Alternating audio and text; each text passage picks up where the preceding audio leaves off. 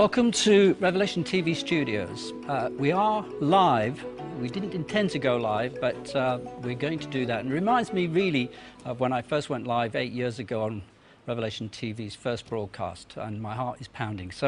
But nevertheless, it's a very special day for me, and I'd like to warmly welcome our special guest, Richard Dawkins. Richard, thank you so much for coming to the studios. Well, thank you very much. And can I just begin by offering my condolences for your very sad tragedy that's hit you this week. Okay. Thank you, Richard. I appreciate that.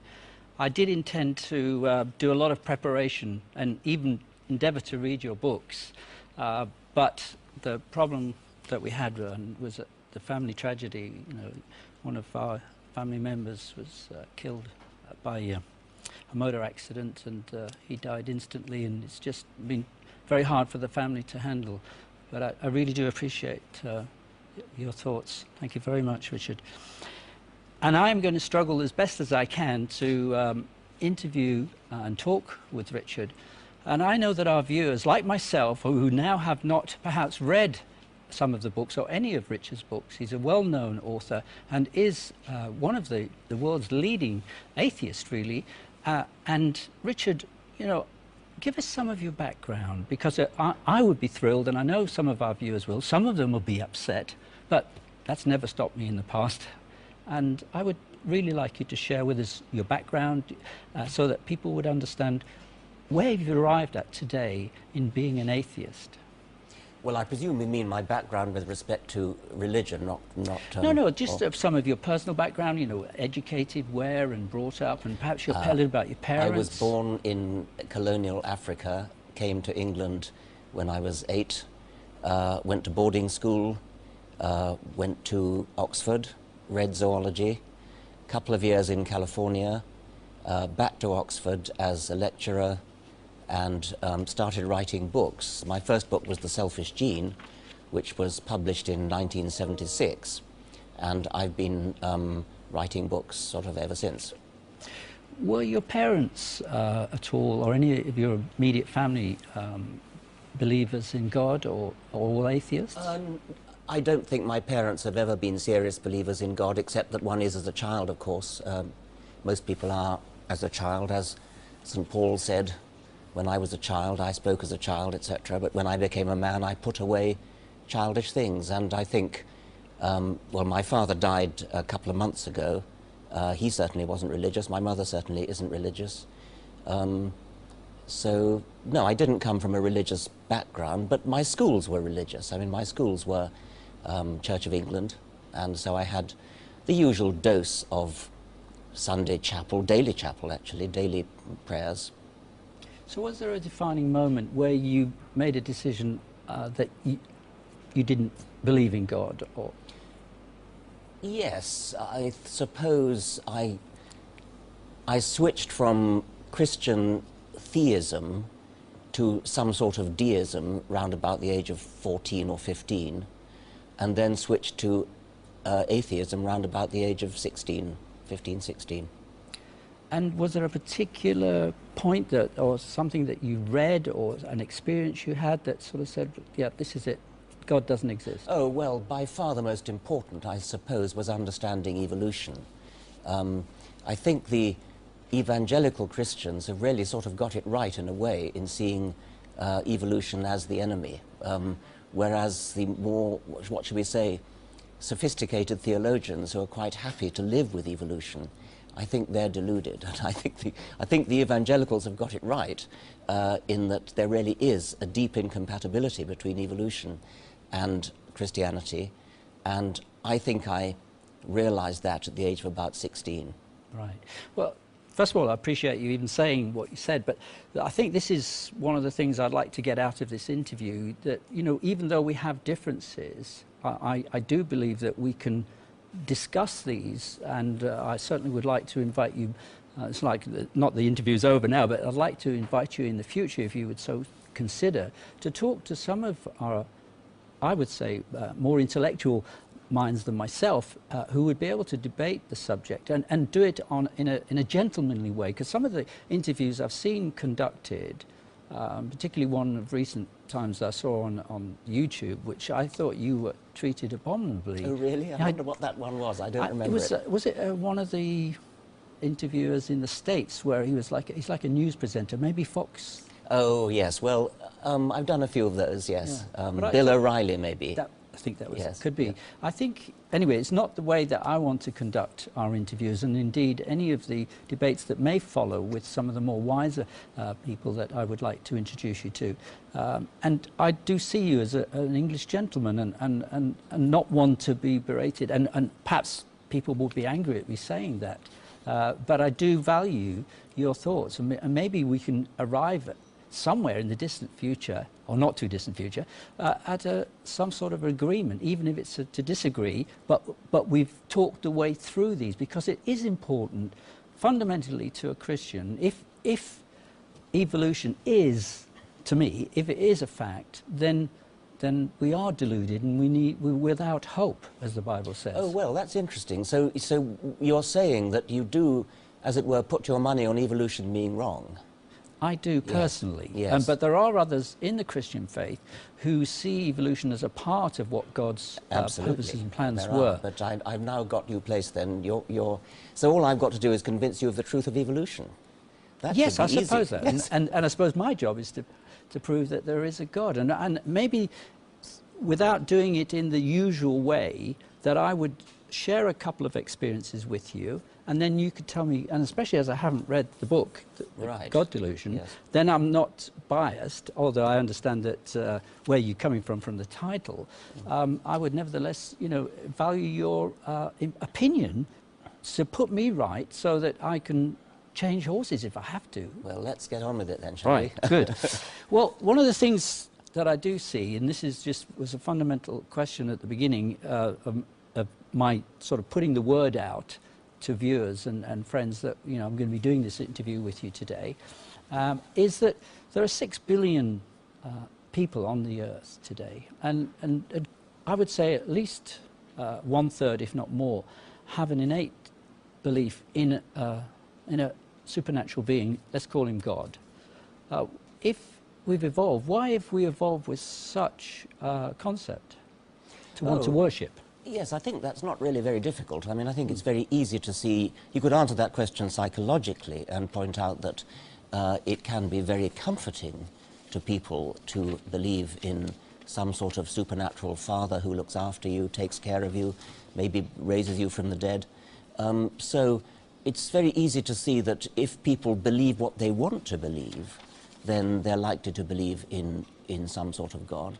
So that would be the psychological answer. I could also give you an evolutionary answer and say why it might be that natural selection of our past ancestors had shaped our brains, or shaped the genes that shaped our brains, to make us believe in, not God necessarily, but to have a sort of psychological predisposition that leads you to believe in God. I'm thinking of things like a tendency to be obedient to authority. I could easily make a Darwinian case for why one should be obedient to authority, especially children perhaps, and from that would follow, under the right cultural conditions, a tendency to believe in God. Of course, when you say that however many billion people it is believe in some sort of God, many of them believe in a very different sort of God, and so it's a sort of shaky ground you're on if you try to build too much on the numbers of billions of people. It is rather strange to me, anyway, at this stage of my life, to see that there's so many that already it's innate in them to want to believe, even if they're misguided, as perhaps your book goes into. Yes. Well, I don't find that very persuasive. I mean, it's certainly true, but it doesn't make that a lot of people do believe, but it doesn't make what they believe true. As I say, I'm going to be conducting this interview not so much in intellectual arguments, because I'm just not on your level, Richard. That's hopefully for the future when we do that with the others that will come, if you would so agree to that. But I'm going to read some of the emails and questions that came in from viewers. Oh, right. And they'll be along the lines that you'll be very good at answering, I know that, but it would be good for our viewers. And also, in this, what I'm hoping to try and achieve like this is for our viewers to get to know the man, Richard Dawkins rather than what they perceive or what they hear about you, because the internet's a powerful tool right. for Quite like mistruths. You know, maybe I'll start there. I mean, talk to us about being an atheist, and does that stop you from doing good works? No, of course it doesn't. You know, and all of that sort of thing, because you're as much maligned as an atheist as I am a Christian. Yes. Yes, there's absolutely no reason to think that you need to be a Christian or indeed a Muslim or anything else in order to be good. There's no correlation there at all. And it would be not terribly praiseworthy, I think, if that were the case, because if the only reason you were good is that, say, you were afraid of God or something, then I think you would agree with me that that wouldn't be a very noble reason for being good. And so being an atheist shouldn't really have any effect on whether you're good. The other reason you might think people would be good is if they're trying to follow the example of their holy book, the Quran or the Bible, whatever it is. And you get a pretty mixed sort of morals if you follow the Bible. I mean, bits of it are okay, but I don't suppose you would wish to follow everything in the book of Leviticus, for example, or the book of Numbers, or the book of Deuteronomy. Well, there are some things in there which perhaps could be misconstrued. Yes, that's one way to put it. But there are some things in there that are definitely an advantage to us today, and particularly since, well, the last 200 years, we find that the laws on cleanliness are very important, and perhaps came before man realized, and particularly talking on medical science, that they didn't realize, you know, a simple thing like washing your hands before you went from the Godiva to deliver a baby. I mean, that was only something that happened 200 or 300 years ago. By all means, let's listen to our doctors and read what their medical books say. You don't need to go to the Bible for that now. You can get it from your doctor. Right, but I mean, the Bible was written according to, yes. Even if you disagreed with the timing of it, it certainly was written pre-Christ. So for the laws in Leviticus on the But we laws don't of have to cleanliness. go on getting it from Leviticus. We can get it from our doctor now. Yeah. Right. Okay. This comes in here. Darwin seemed to express that the evolution of the eye was a hard case to explain, says the person who emailed this in to me, Steve, I think it was. Do you have any cases yourself where there is uneasiness with this? Well, that's a famous quote from Darwin. Darwin said something like, to suppose that the eye, with all its intricate contrivances, he goes on in great detail about how complicated and beautiful the eye is, could come about as a result of evolution by natural selection seems, I freely confess, absurd in the highest degree, words to that effect.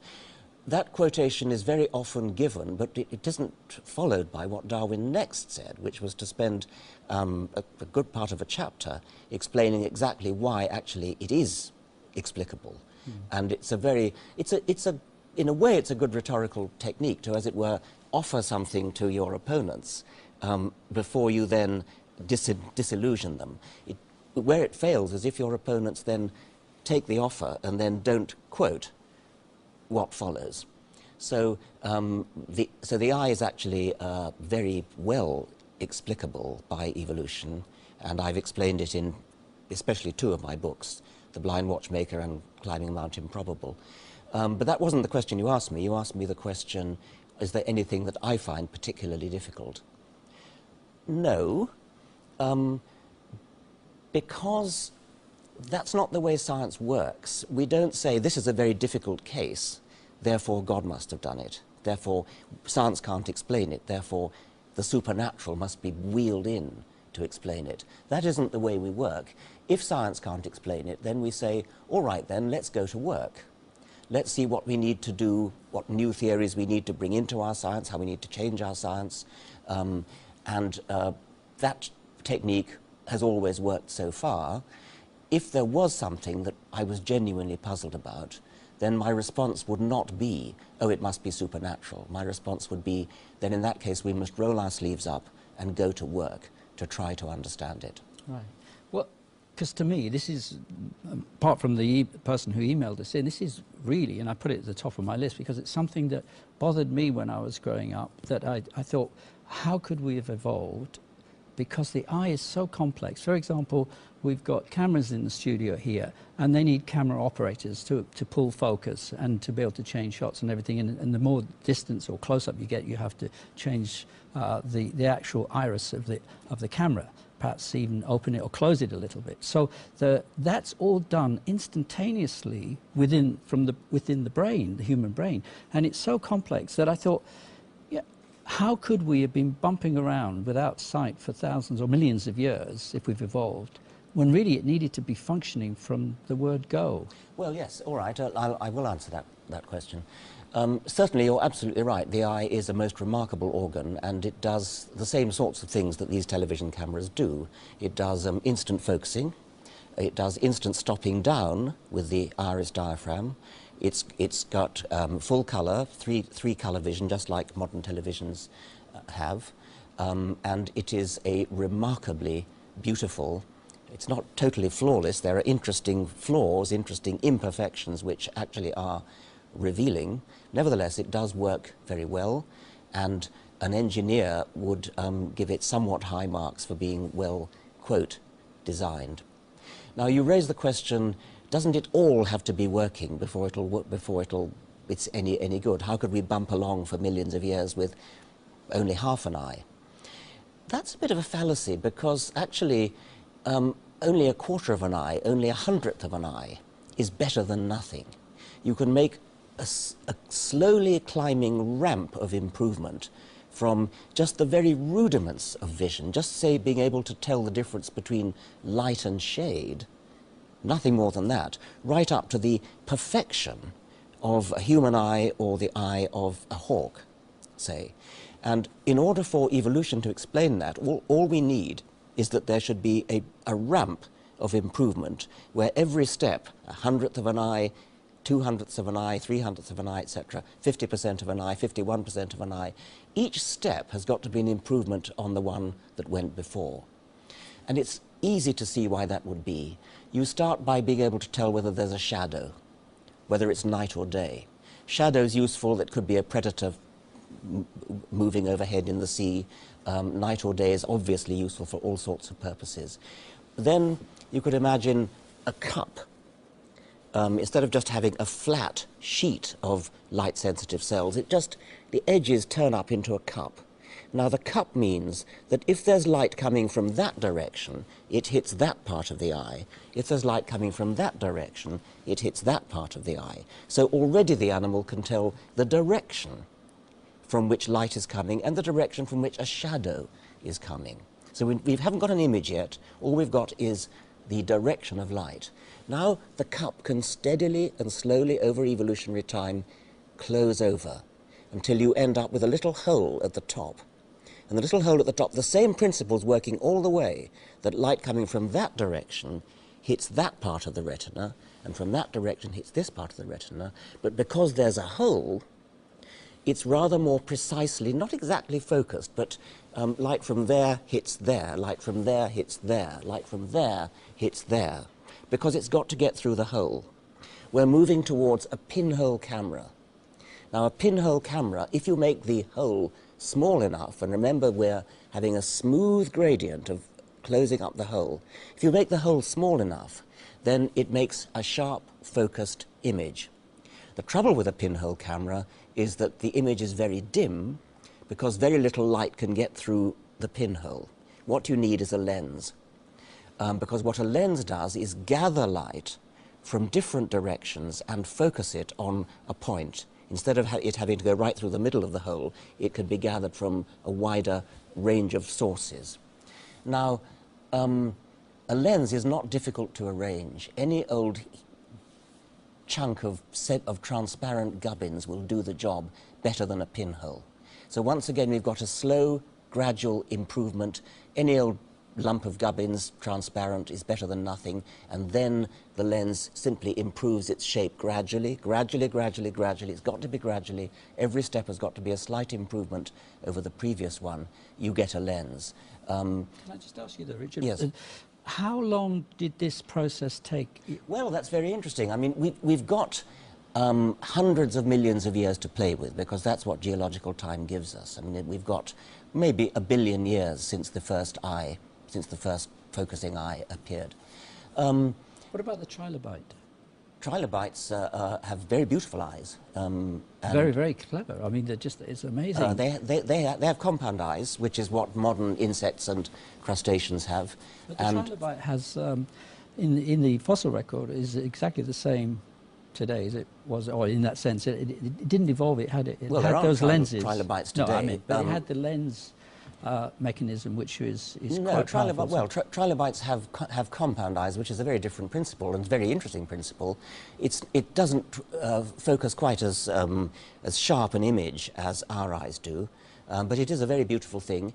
And trilobites do go back hundreds of millions of years, 500 million years, half a billion years. It must have taken some time before trilobites came on the scene, but even trilobites are relatively recent compared to the age of the Earth, which is 4.5 billion years old. Obviously, of course, as a creationist or believer in creation, the Book of Genesis, you know, I would disagree with that. But what would you disagree with? With the time. The timing. How old do you think the world is then? I would say that because I'm a Bible-believing Christian, that I believe that the Book of Genesis is in actual fact the record, because Christ as well referred often to the Book of Genesis, that in the beginning, Adam and Eve, and I know that. But before we get onto that, because we can come back to that, is that there is an email that came in with regards to the eye, which I'd like to read, because it's quite intelligently written.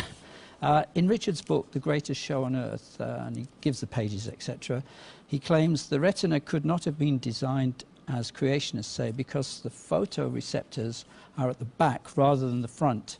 So it is back to front. And it was a fact, he said, if it was created, it was the design of an idiot. Just stop there. Recent research has shown that there are cells in the retina that guide light to the photoreceptors and refocus it.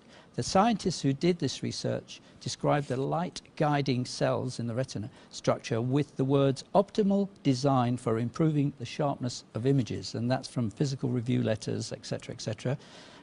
Will Richard admit he is wrong, since he is not an expert on optics and the researchers are? Well, no, I will not admit I'm wrong. This is a very interesting case. The retina is back to front, and the retina of the vertebrate eye is back to front, in the sense that the light-sensitive cells are pointing away from the light. Now, the light-sensitive cells are connected to the brain via nerves, and any sensible designer would have had the nerves behind the light-sensitive cells, which is in fact the way they are in mollusks, for example, octopuses, which have rather good eyes, rather like ours, with the difference being that the light-sensitive cells point towards the light, and the wires connecting it to the brain lead backwards to the brain, which is the sensible way to do it. Now, the vertebrate eye is back to front, so that the wires that connect the light-sensitive cells to the brain are running along the front of the retina. That means that the light has to penetrate this forest of wires, nerves, before it hits the light-sensitive cells, which are facing backwards. Now, it's very easy to see why this happened. It happened for historical reasons, and there's no doubt about that. Now, it is, of course, true that humans, for example, and I mentioned hawks before, see much better than octopuses. So in spite of the fact that our eye has this design flaw, we have better eyes because natural selection comes along afterwards and cleans up after the original mess that was made by this fundamental design flaw. Natural selection came along afterwards and made all sorts of little titivations which have the effect of giving us really rather good vision. And that happens again and again. It's very interesting that you get a bungle to begin with, and then rather than correct the bungle, what natural selection does is to come along and make little titivations, little tinkerings, which sort of make up for the mistake. And that's a very interesting phenomenon. I'd like to go back to the timing of when do you say that we reached our optimum where we're at today? How far back would you have to go? 10? Oh, I wouldn't use a word like optimum. I mean, because you think we're still evolving, obviously. Well, but where we're at today, then? Well, what I'd prefer to say is that natural selection is constantly working, and the environment is constantly changing, if only because the predators, the enemies, the parasites of any particular species are also evolving. And so you never really reach a sort of finished, settled optimum. there's always more improvement that can happen.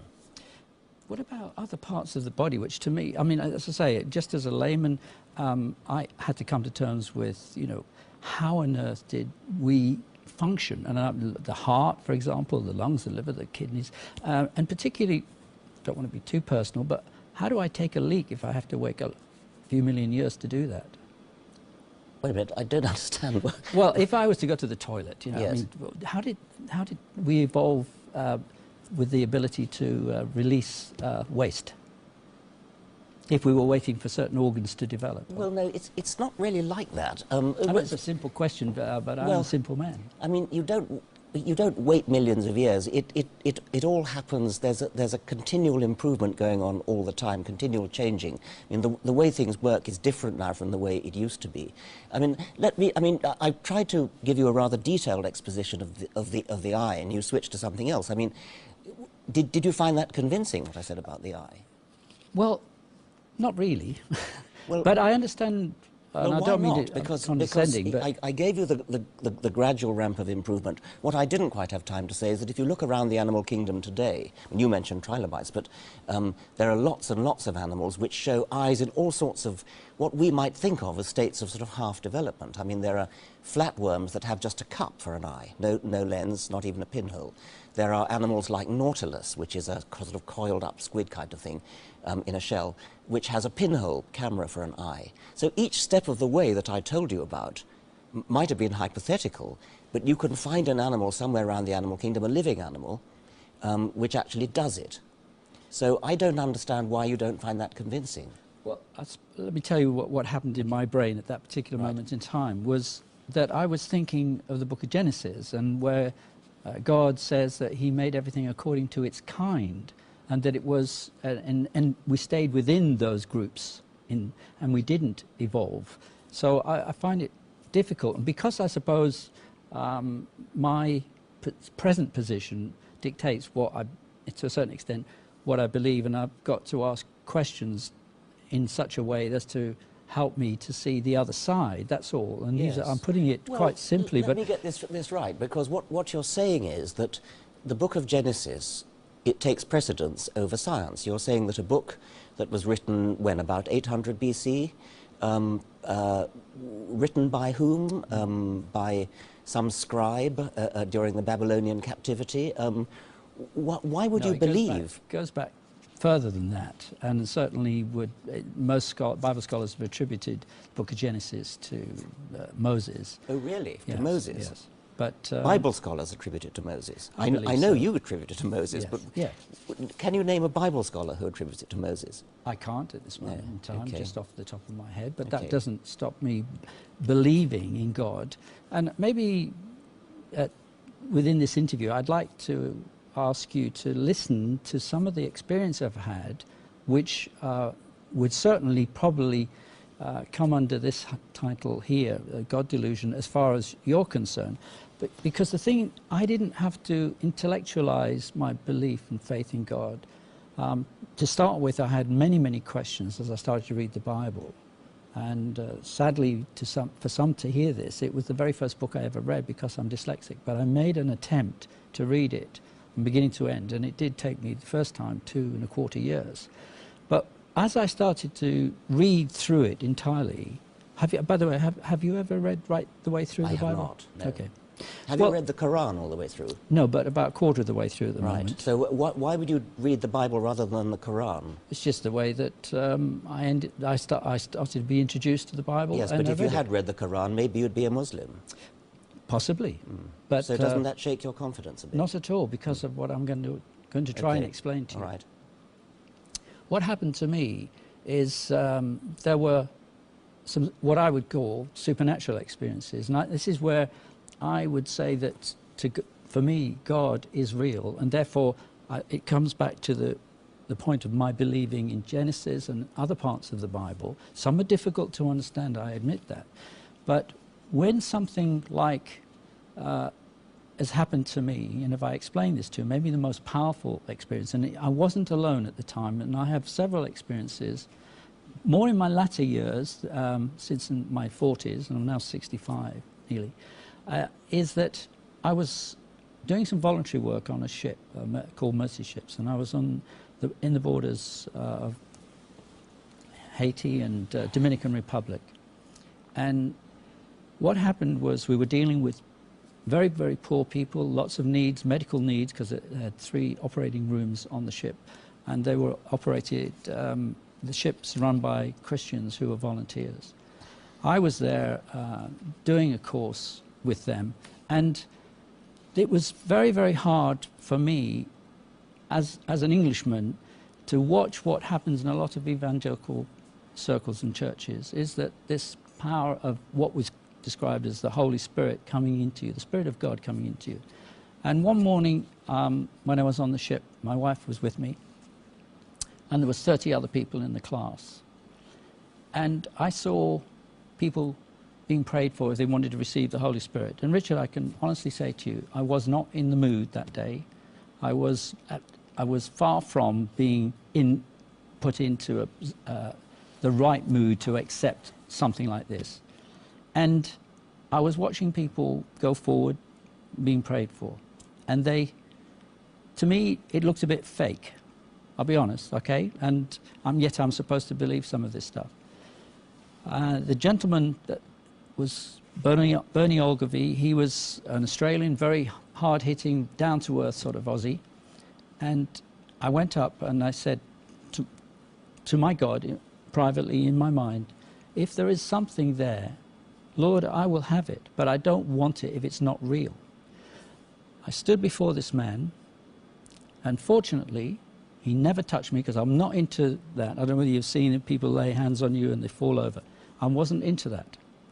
And so, as Bernie started to pray for me, this incredible, I can describe it as an electrical force, went into the small of my back, and it went through my torso, and it was like thousands of volts.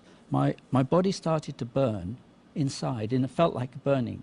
And my joints and everything were like it was in my death throes, like I'd been hit by a bus or something, and all of my joints and everything were quivering. I'm struggling, trying not to let this affect me. And Bernie says to me, you can't withstand the power of God. And this is what I said. I said, I can, because I'm an Englishman. I'm not into this sort of stuff. And eventually, I did succumb. I was on the floor.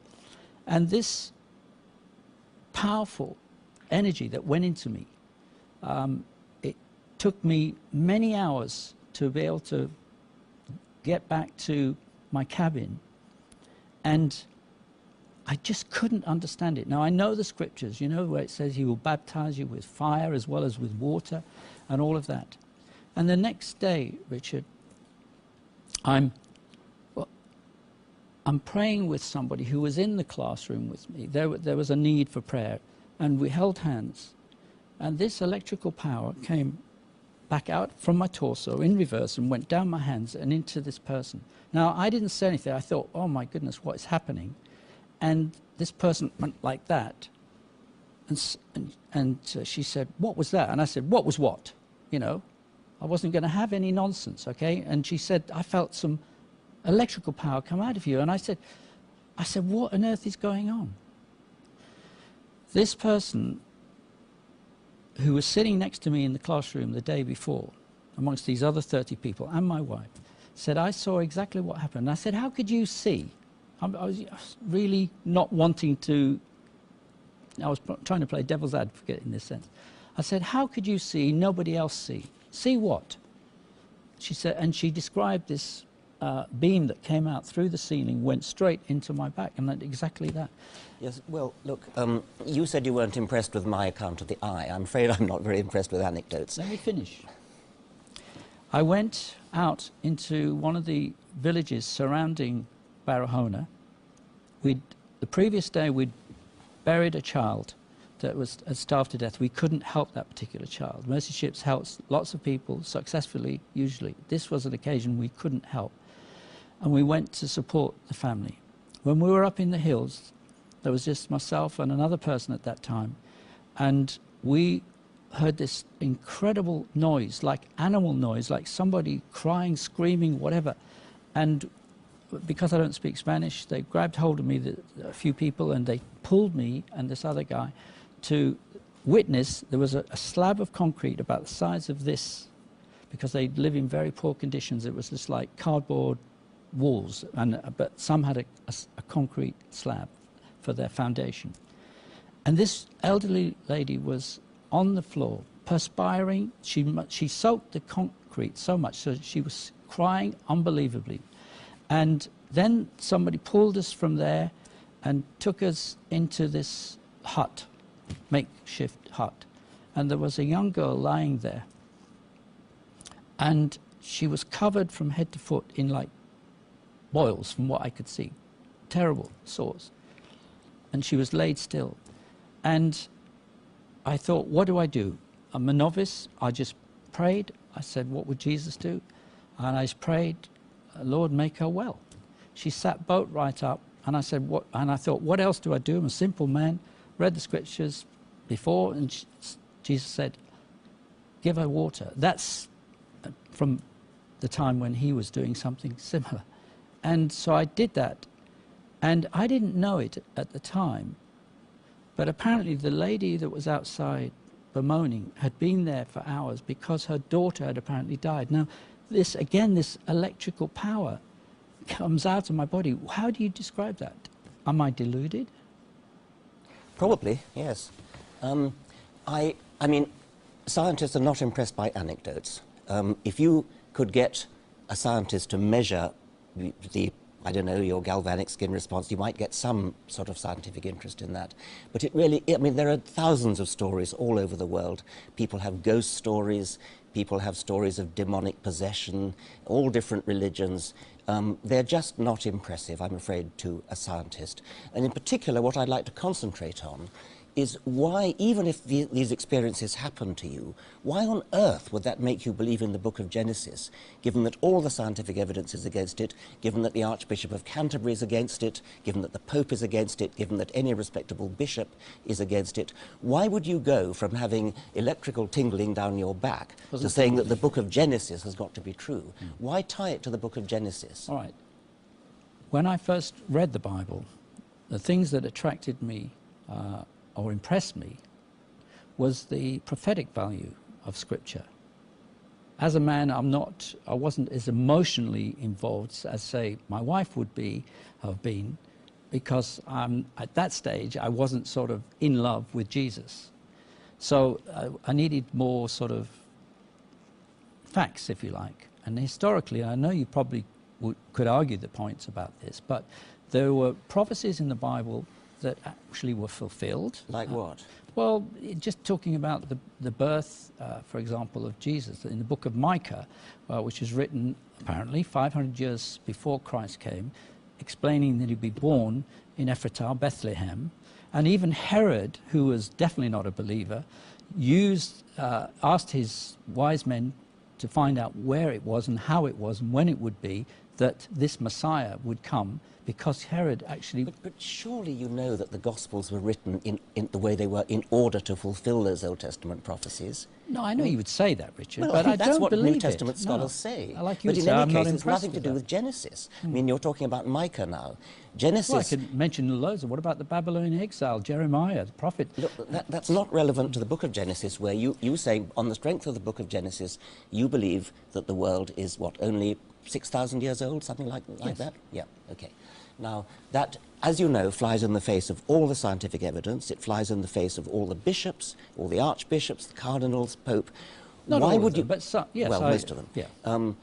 Why would you put your money on the book of Genesis, nothing to do with Jeremiah, nothing to do with Micah, it's the book of Genesis. Why would you put your money on that when all the scientific evidence shows, and I mean not a little bit of evidence, but massive quantities of evidence show that the world is 4.5 billion years old? I mean, it's absolutely open and shut case. Look at the science. You can't deny it if you would only look at the science. Okay, well, you asked me the question, why would I put my faith in Genesis?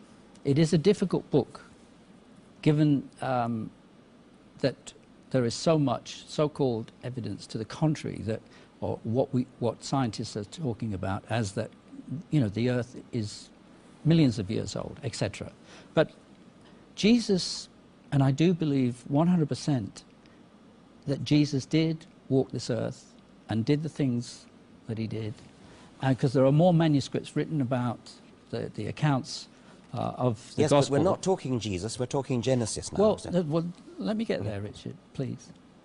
Is that Jesus referred to Genesis, okay? And in there, he's not a liar, and he's a man or a being that I would trust. And he spoke about, in the beginning, was Adam and Eve, for example. And he also talks about in Colossians that Jesus is the one who created all things, okay? So if Jesus is the one that I accept, then why should I deny the Genesis account? Because otherwise I'm saying Jesus is a liar.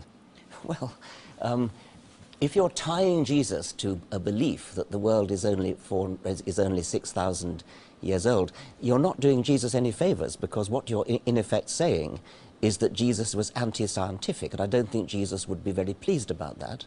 No doubt he was ignorant of science because he lived at a time when science was not developed. But if Jesus I were you, I would not tie Jesus, whom you love. Jesus was not ignorant.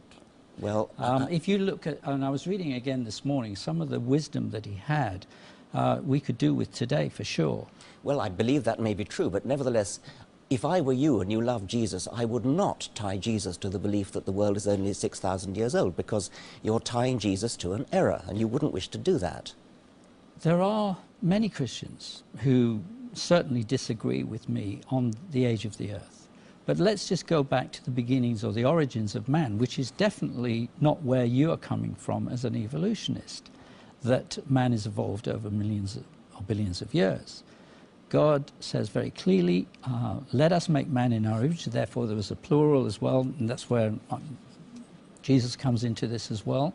But that he has stated that he created all things. Okay. The book of Genesis stated day that. 1, day 2, and goes through. You said he stated that. The truth is the book of Genesis stated that. Yes. Yes, okay. But because the Lord Jesus Christ was there in the beginning as part of the Godhead, he could refer to it, and it's not. And I know it would be hard for you to accept this, but Richard, but Jesus was before he came as a man on the earth. He was before. Do you know the evidence for the age of the earth? Do you know why scientists believe the world is billions of years old? Yes, I hear the arguments, but there are many people like myself. We're not super intelligent, but there are those that I said I would love you to get involved with. But I wanted this to be more of a sort of a getting to know each other and a trust, if you like, so that we could carry on with these discussions in an intellectual way. But me as a simple person, we're looking at the description in the first chapter of Genesis on day 1, and it uses the Hebrew word yom, which is a literal 24-hour days. Now, I know some people would say there's a gap there between Genesis 1 and 2 and 3, and possibly there could have been this evolutionary process that God may have used. Now, we know that many of the bishops and archbishops, you say, would believe in such a thing in order to entertain, if you like, or allow for the evolutionary theory to be expanded upon or accepted by other Christians. But just looking at it, are you saying, well, no, of course, I know you're not saying, I believe that God created us and that we are intelligently designed and, well, I know you perfectly. believe it, but you don't have any reason to believe it. I mean, you're putting everything on this one book of Genesis. No, and you're accepting the book Bible. of Genesis because it's part of the Bible, and you mentioned Jeremiah and Micah, and because you see the Bible as a whole. But you know very well that the Bible is a collection of separate books which was put together in a rather random way, and it could easily have been some other account, some other creation myth. The world is full of creation myths, and the Jewish one happens to be the one that you believe because it got into the Bible, but Australian Aboriginals have another creation myth, and all the different African tribes have another one. Every tribe in the world has a creation myth, and some of them are quite beautiful. The Jewish one's not at all bad. But why on earth would you believe this particular one just because it happens to have got into the canon, which is the Christian Bible? First of all, the very first prophecy is in Genesis, and there are many other, the whole foundation, if you like, of the basis for our faith is the accounts of Abraham are in there. And Abraham? Mm-hmm. Yeah, Abraham, the one who nearly killed his son. Not a very edifying moral story, is it? It prefigures really what the Lord did, offered his son. It does, doesn't it? It does. Yes. They're both as ugly as each other, both the stories. Well, if you look at it initially like that, at first glance, yes, you might come up with that conclusion. But for me, Richard, when you look at the whole Bible and you look at particularly the life of Christ, he had such compassion. He healed the sick, he raised the dead. He wept with those that wept, who were mourning. And Jesus, the character of Jesus is not at all like I believe that you believe him to be. And he is a direct representation of God. Jesus seems to me to have been rather a good man. The story that he gave his life for our sins is a story that was made up later, and it's a very unpleasant story indeed. I mean, the idea of the scapegoat, the idea... Well, Genesis, let me stop you there. Genesis chapter 3, verse 15, I believe it is, actually talks about that there would be a Messiah that would actually be bruised in the heel, you know, almost put to death, but raised. If you look at that, Bible scholars do, again, say that that is the very first prophecy in the Bible, time and alluding again, to Christ. You come back to a biblical quotation as though I'm supposed to be impressed. I mean, why would you expect me to be impressed? No, I'm not trying to impress you, Richard. I'm just trying to give you... I'm happy for you to have your belief in evolution and long-term, you know, sort of understanding of how we evolved. Well, I would just ask you that... I'm not going to be rude to you. I'm asking you to consider my position so that you can see where the differences are, yes, and perhaps open for discussion. I consider your position. I can see your position comes from reading the Bible, and I've tried to suggest to you that there's no particular reason why you should read the Bible rather than any other holy book which you could get from anywhere around the world. Now, we started to talk about Jesus, and Jesus' self-sacrifice, which you pointed out mirrors that the sacrifice of Abraham's son.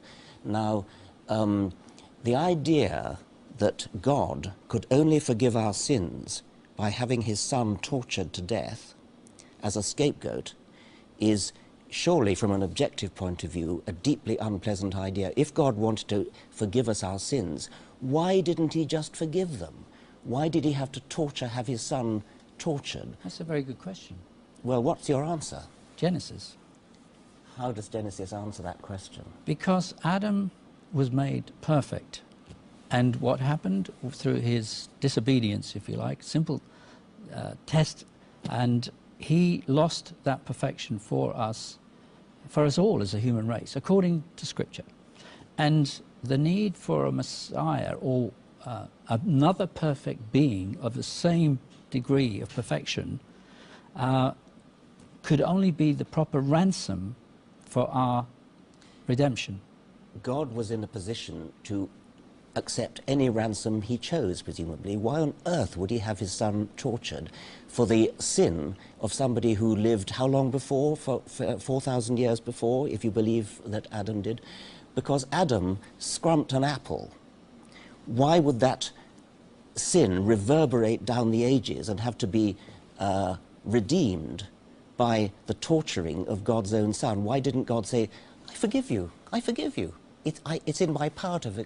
No, what he said was, my son has to be tortured to death, just like Abraham. I don't think that was the way well, it's certainly not the way I read it, but I see it, God loved the world so much that he gave his only begotten son as a ransom sacrifice. You're quoting Scripture again, but why wouldn't God just forgive us if that's what he wanted to do? He could have done it that way, but he chose being the the God that he is, allowing for us to have free will, and it wasn't just grumping an apple, there's more to it than that. Adam was plainly disobedient, and I think he even admits it himself in the fact that he hid from God that particular evening, because there was a fellowship between man and God every day. So Adam was disobedient, and that sin reverberated down the ages, is inherited by all humans. What kind of a doctrine is that? Inherited by all humans and had to be redeemed by the Son of God being tortured to death. What kind of a morality are you propagating there? That's a very good question. Paul puts it very well in Romans chapter 5. Well, Paul invented it, so he would. No, because Paul was in the era at the time of Christ, and we're talking 4,000 years before that. Paul said that just through one man's disobedience, Adam, death came to all mankind because all have sinned. You know, that's why we needed another perfect life, and Paul talks about it very clearly, much better than I do, that the ransom price had to be a perfect life. And that's another reason why he was born of a virgin and had no earthly father, because of the bloodline. But, you know, we could argue all day about these things, and I haven't even got to some of the emails. But please, Richard, you know, see my heart, not my intellect, because my heart is for mankind as well. Oh, I can see that. You know, and we both care for the future, and but you know, I just wondered, and I mean this with all sincerity, is there something in particular that really you can't stand about God? About God? Well, I don't think God exists, so obviously that wouldn't apply. There's something I can't stand about Christianity, which is just what I've been saying about this really obnoxious doctrine of original sin, which I think is actually hideous and demeaning, and it's a vengeful doctrine.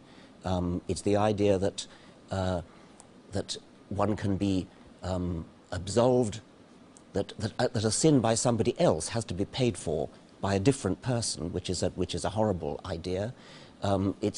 Everything about it is an obnoxious doctrine. Again, I can see where you're coming from, and I mean that with all sincerity. But let's take the case, say, of a thief has gone before the courts and he's guilty, even though he might have said he wasn't guilty. You know, it's proven he is, without doubt, and he's sentenced, and quite rightly so. The judge, because he's a good judge, he says, right, you're guilty, but I'm going to pay your fine, or even go to prison for him. In a way, simple way, that's the way I see how God set up for his son to be the ultimate sacrifice. And I can't think of... Well, that would be persuasive if the judge said, you're forgiven. That would be great. That would be the kind of thing one could empathize with. But that's not what he said. He said, okay, we're going to hang somebody else for your crime. No, the judge said, I'll give you my son. Now, wouldn't that be incredible? I think it would be disgusting. I mean, I think it's a horrible idea that somehow, given that the judge is all powerful, given that the judge has the power to forgive if he wants to, that the only way he can do it is to sacrifice his son. I mean, what an incredibly unpleasant way to do it when given that you've got the power to forgive, you're all powerful. I see it differently, that he loved us so much that he was willing to do that. And having just gone through a terrible week with the tragic death in our family, sudden death of a young boy, we would have... You could see how much God must have gone through to see his son go through that painful sacrifice. That makes it even worse. I mean, it makes it even worse what he would, given that he could have simply forgiven. Well, forgiven us. Well, we don't know. For example, there could have been a conversation between the Son and the Father in heaven before coming down, and maybe in that sense Jesus said, I will do it. And there could have been it's a hypothesis, but that presupposes that it was necessary for somebody to do it. Why not just... It had to be somebody perfect. But why did it have to be somebody sacrificed at all? A life for a life. A life for a life, exactly. What kind of a morality is that? Well, I personally believe that helps us to live a good life and respect for each other, that I would stop if I was angry at someone from taking their life and letting it go further, but to forgive. Well, I would forgive as well, but we're not talking about that. We're talking about a life for a life, which is very different. But you had some other questions, didn't you? Yes, we did indeed. Many have come in, so let me just quickly go through these. In your interview with Bill Moyers on the 3rd of December 2004 on PBS USA, Richard is quoted as saying, "Evolution has been observed, it is just that it hasn't been observed while it's happening. If evolution has not been observed while it is happening, then isn't your belief in evolution a belief by faith? And if so, how does this faith differ from the creationists?" Evolution is a process that takes a very long time for interesting things to happen anyway. It takes millions of years for really major evolutionary change to happen. You can see it happening. I mean, we do see it happening in a small way, but of necessity, what you can see during a human lifetime is relatively short, relatively little. And in my book, The Greatest Show on Earth, I've given some examples of that.